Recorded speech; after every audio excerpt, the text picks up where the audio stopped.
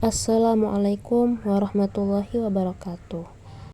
Pada video kali ini kita akan membahas mengenai herbarium kering, di mana herbarium kering ini dilatar belakangi oleh adanya keanekaragaman hayati yang sangat luas di muka bumi ini, khususnya di Indonesia, dan diperlukan adanya dokumentasi yang efektif agar kekayaan hayati tadi dapat dipelajari secara berkelanjutan. Apalagi di dalam dunia botani, pengamatan langsung terhadap tumbuhan hidup di habitat aslinya seringkali terkendala oleh jarak, waktu, serta musim berbunga atau berbuah yang tidak menentu. Lebih lanjut, herbarium merupakan koleksi spesimen tumbuhan yang telah diawetkan melalui proses tertentu, baik itu herbarium kering, yaitu melalui pengeringan, atau herbarium basah yang direndam dalam larutan kimia. Setelah melalui proses pengawetan, herbarium ini perlu dilengkapi dengan etiket atau label identitas.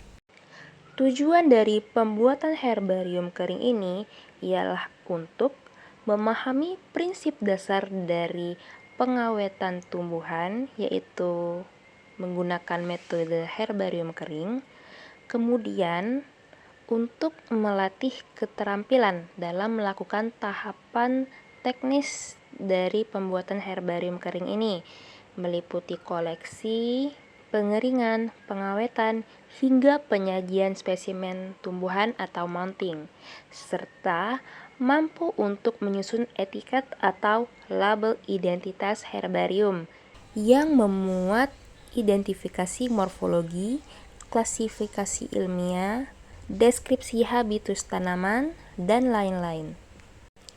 Lebih lanjut, herbarium ini dibuat untuk dijadikan sebagai media pembelajaran untuk mengenali jenis-jenis morfologi tulang daun, serta bisa juga digunakan untuk memperkenalkan klasifikasi ilmiah serta sistem tata nama binomial nomenklatur pada etiket herbarium. Alat yang digunakan untuk melakukan pengawatan herbarium metode kering ini ialah triplex atau kardus, wadah plastik, gunting, serta pemberat. Sedangkan bahan yang diperlukan ialah kertas manila atau karton putih tebal, selotip jernih, lem, kemudian etiket atau label identitas herbarium, alkohol 70% untuk proses pengawetan, sampel tumbuhan segar sebagai spesimen, serta tisu. Prosedur kerja. Yang pertama, tahap pengumpulan atau koleksi sampel. Di sini kita perlu memilih sampel tanaman yang sehat, tidak cacat, dan representatif. Tahap kedua yaitu pembersihan dan fiksasi. Bersihkan kotoran yang menempel menggunakan air. Untuk fiksasi sel, masukkan alkohol dengan kandungan 70% ke dalam wadah plastik. Lalu celupkan daun secara menyeluruh. Sebelum lanjut ke tahap selanjutnya, silahkan keringkan daun yang sudah dicelupkan tadi menggunakan tisu yang bersih. Tahap yang ketiga yaitu tahap pengepresan dan pengaturan posisi. Atur posisi sampel tumbuhan di atas lembaran kertas koran. Di sini saya menggunakan kertas karton. Lalu tutup kembali sampel tadi menggunakan kertas karton atau koran.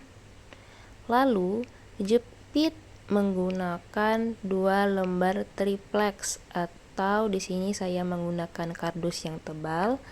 Lalu nanti diikat dan diletakkan pemberat di atasnya. Di sini saya menggunakan beberapa buku yang tebal sebagai pemberat. Lalu lanjut ke tahap keempat, yaitu pengeringan. Dengan menyimpannya di tempat yang kering, hangat, selama 1 hingga 2 minggu. Selanjutnya pada tahap mounting, pindahkan spesimen yang sudah kering total dan kaku ke atas kertas karton putih dan rekatkan spesimen menggunakan lem atau selotip putih atau jahit tipis menggunakan benang di beberapa titik. Serta jangan lupa untuk melakukan pelabelan dengan menempelkan etiket identitas herbarium di dekat spesimen, dan herbarium siap untuk disimpan dan dipajang di laboratorium Bapak dan Ibu. Berikut ini adalah hasil pengamatan dari spesimen, meliputi daun pepaya, daun jambu Jamaika, daun sirih, dan daun anggrek tanah, di mana terdapat perbedaan antara kondisi fisik sebelum pengeringan dan kondisi fisik pasca pengeringan. Secara umum, daun menjadi lebih kaku dan terdapat perubahan warna menjadi kecoklatan. Pembahasan pembuatan herbarium ini menerapkan metode Schweinfurt, di mana alkohol 70% diaplikasikan sebagai agen fiksasi sel yang berfungsi mensterilkan permukaan tanaman untuk mencegah pembusukan. Namun, konsekuensi dari penggunaan alkohol 70% ini adalah mengakibatkan degradasi warna yang cukup signifikan karena alkohol bersifat pelarut organik yang melarutkan sebagian pigmen klorofil atau zat hijau daun dan zat warna lainnya, sehingga spesimen mengalami perubahan warna menjadi lebih gelap dibandingkan warna aslinya di alam, seperti yang ditunjukkan pada tabel hasil pengamatan. Kesimpulan, pembuatan herbarium kering ini menggunakan metode Schweinfurt dengan mengaplikasikan alkohol 70% ke permukaan spesimen untuk mematikan sel-sel tumbuhan dengan cepat atau fiksasi sel, serta mensterilkan spesimen dari ancaman pembusukan. Selama proses pengeringan, terjadi perubahan karakteristik fisik pada spesimen tumbuhan uji yang ditandai dengan hilangnya kadar air, penyusutan kelenturan jaringan menjadi kaku dan rapuh, serta perubahan warna daun menjadi lebih gelap akibat larutnya sebagian pigmen klorofil oleh senyawa alkohol.